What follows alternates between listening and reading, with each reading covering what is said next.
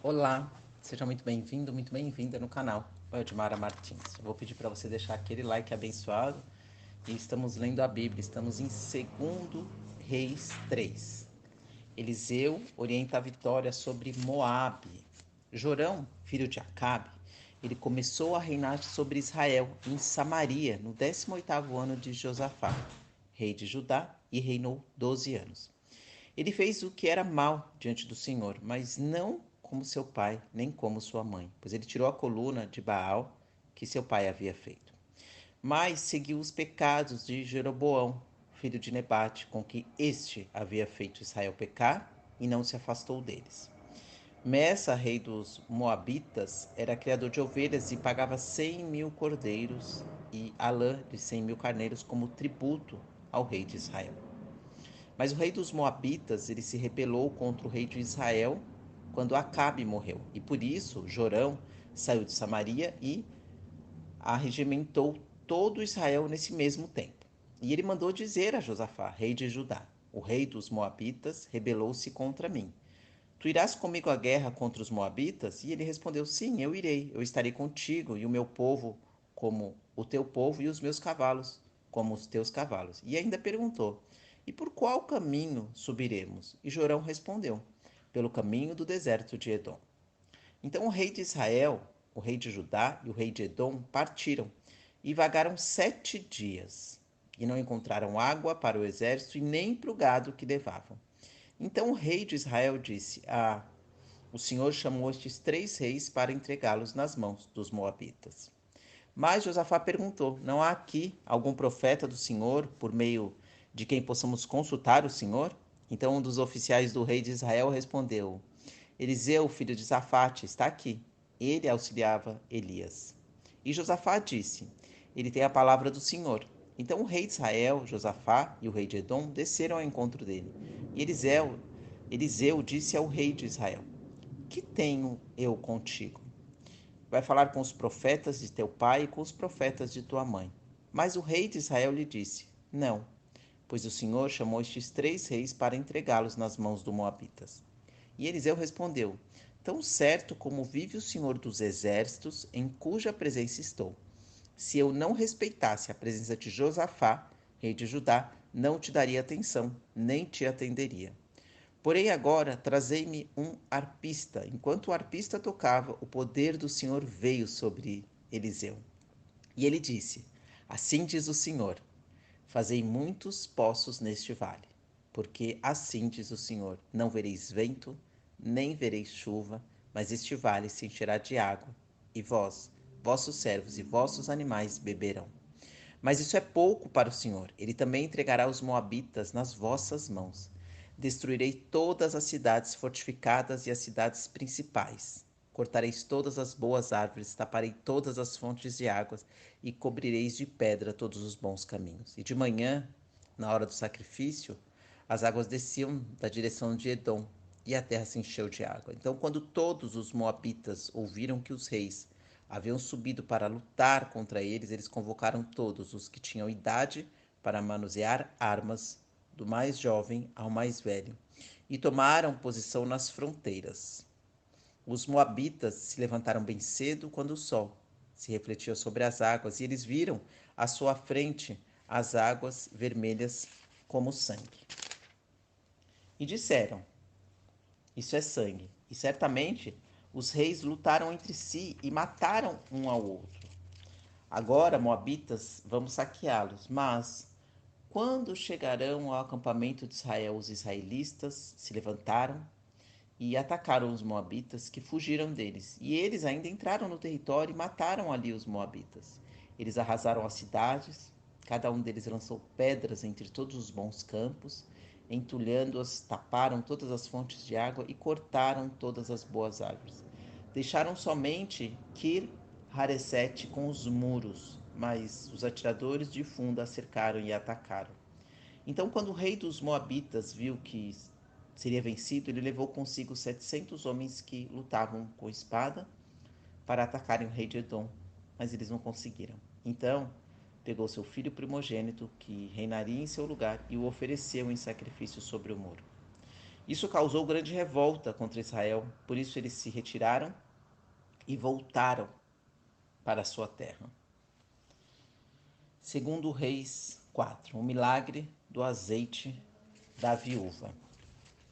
Uma das mulheres dos seguidores dos profetas gritou a Eliseu: Meu marido, teu servo, morreu, e tu sabes que o teu servo temia o Senhor. Agora o credor acaba de chegar para levar meus 2 filhos para serem escravos. E Eliseu lhe perguntou: Que farei eu em teu favor? Dize-me o que tens em casa. Ela disse: E tua serva não tem nada em casa, a não ser uma vasilha de azeite. E ele lhe disse: Vai, pede emprestadas vasilhas a todos os teus vizinhos, vasilhas vazias, não poucas. Depois entra com seus filhos e fecha a porta. Coloca o azeite em todas essas vasilhas e separa a vasilha que estiver cheia. Então ela se foi, entrou em casa com seus filhos e fechou a porta. Eles lhe traziam as vasilhas e ela as enchia. E quando as vasilhas ficavam cheias, ela disse ao filho: Traze-me mais uma vasilha. Mas ele respondeu: Não há mais vasilha alguma. Então o azeite parou.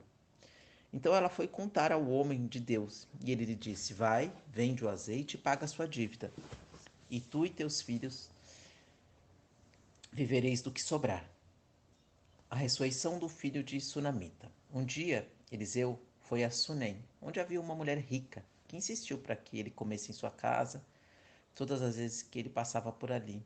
Ia até lá para comer. E ela disse ao seu marido: Eu tenho observado que este que sempre nos visita é um santo homem de Deus.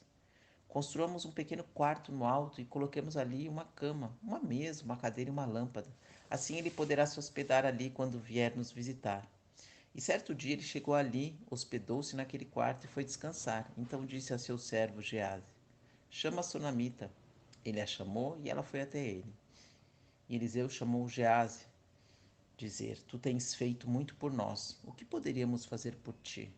Há algum motivo para se interceder por ti junto ao rei, ao comandante do exército? E ela respondeu: Eu vivo bem no meio do meu povo. Então ele disse: Que faremos então por ela? Geazi respondeu: Ela não tem filho e seu marido é velho. Então ele disse: Chama. Ele a chamou e ela foi até a porta. E Eliseu disse: Nessa época, no ano que vem, abraçarás um filho. E ela respondeu: Não, meu senhor, homem de Deus, não mintas a tua serva. Mas a mulher ficou grávida e deu à luz a um filho no ano seguinte, no tempo certo, como Eliseu tinha dito. E quando o menino já estava crescido, saiu um dia com seu pai, que estava com os ceifeiros. Então ele gritou ao pai: Minha cabeça, minha cabeça. O pai disse a um servo: Leva-o à sua mãe. Este o pegou e o levou à sua mãe. E o menino ficou no colo dela até o meio-dia, e então morreu. Ela subiu, deitou sobre a cama do homem de Deus, e depois de fechar a porta, se foi. Então chamou seu marido e disse: Manda-me, por favor, um dos servos e uma das jumentas, para que eu vá correndo ao homem de Deus e volte. E ele disse: Por que queres encontrá-lo hoje? Não é lua nova e nem sábado. Mas ela disse: Tudo correrá bem. Então ela mandou selar a jumenta e disse ao seu servo: Conduze-me, e não para o meu caminho, senão quando eu mandar. Ela partiu para encontrar-se com o homem de Deus no Monte Carmelo. E quando ela viu de longe o homem de Deus, disse a Gease, seu servo: Ali vem a sunamita. Corre ao encontro dela e pergunta-lhe: Está tudo bem? Como está teu marido? Como está teu filho? E ela respondeu: Vai bem. Então, quando ela chegou ao monte, diante do homem de Deus, ela agarrou-se em seus pés. Gease veio tirá-la, mas o homem de Deus lhe disse: Deixa, porque está angustiado e o Senhor encobriu de mim e não me disse nada. Então ela disse: Por acaso pedi ao meu senhor filho? Eu não te disse, não me enganes. Então ele disse a Gease: Arruma-te, pega o meu cajado na mão e vai. Se encontrares alguém, não o cumprimentes, e se alguém te cumprimentar, não lhe responda. Põe o meu cajado sobre o rosto do menino. Porém, a mãe do menino disse: Tão certo como vive o Senhor e tu vives, eu não te deixarei. Então ele se levantou e a seguiu. Gease foi à frente deles e pôs o cajado sobre o rosto do menino. Mas ele não reagiu, então voltou, foi ao encontro de Eliseu e informou: O menino não despertou.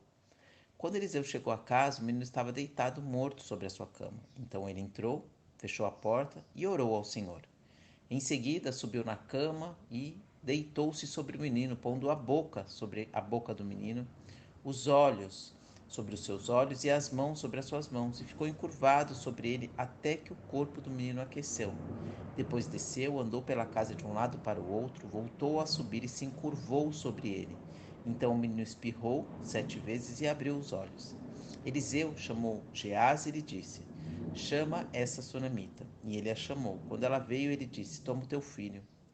Então ela entrou e prostou-se aos seus pés, inclinando-se até o chão. Ela pegou seu filho e se foi. Morte na panela. Eliseu voltou a Gilgal quando o homem atingia a terra. Enquanto os seguidores dos profetas estavam com ele, Eliseu disse ao seu servo: Põe o caldeirão no fogo e prepara um cozido para os seguidores dos profetas. Então um deles saiu ao campo para apanhar ervas e encontrou uma trepadeira silvestre. Ele colocou de seus frutos, enchendo a sua capa, e quando voltou, picou-o no caldeirão do cozido sem saber o que era. Depois serviram aos homens, e quando eles provaram o cozido, gritaram: Ó homem de Deus, a morte na panela! E não puderam mais comer. Mas Eliseu disse: Trazei farinha. Ele a despejou na panela e disse: Serve aos homens para que comam. E já não havia mais perigo no caldeirão. Milagre dos 20 pães. Um homem veio de Baal Salissa, trazendo pães das primícias, 20 pães de cevada e espigas verdes em sua sacola, para o homem de Deus. E Eliseu disse: Serve ao povo para que coma. Mas seu servo disse: Como servirei a 100 homens? E Eliseu respondeu: Serve ao povo para que coma, porque assim diz o Senhor: comerão e ainda sobrará. Então ele lhes serviu, eles comeram e ainda sobrou, conforme a palavra do Senhor. Glória a Deus, aleluia.